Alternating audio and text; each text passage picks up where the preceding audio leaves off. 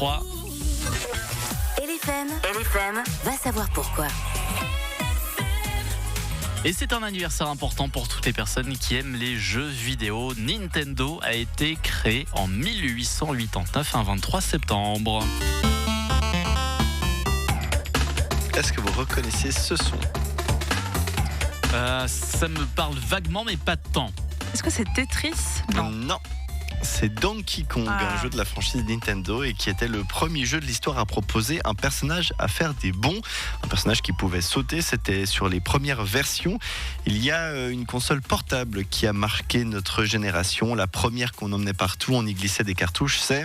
La Game Boy. Oui, elle sort en 1989 et derrière cette invention, il y a un monsieur, Gunpei Yokoi. Il a occupé une fonction chez Nintendo avant d'arriver au poste de développeur. Qu'est-ce qu'il aurait pu être ?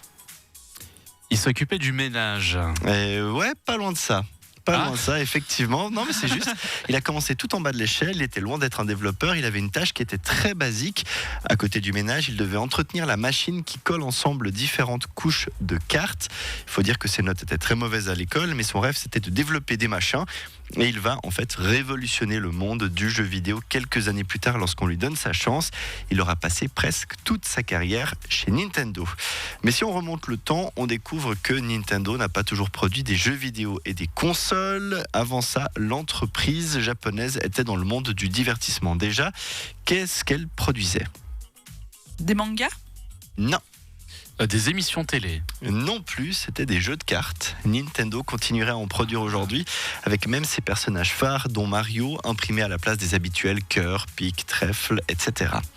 Mario, on en parle encore dans cette dernière question. Tout est important dans son apparence. Savez-vous pourquoi il porte des gants blancs ? C'est son côté proctologue. Pas à ce que je sache. Peut-être. Parce que c'était trop dur de dessiner ses mains. Non, mais c'est en lien avec le dessin, pour qu'on puisse voir ses mains bouger lorsqu'on joue, tout simplement, parce que sinon on voyait rien du tout. De la même manière que sa casquette a été posée sur sa tête pour qu'on le repère de loin, une casquette rouge, et puis sa moustache, elle est là parce qu'il ne restait plus beaucoup de place sur son visage et que ça permettait simplement, par rapport aux autres personnages, de le distinguer.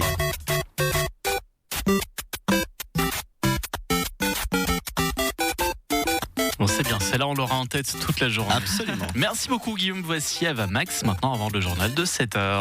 6h, 9h, Evan, Guillaume et Julie.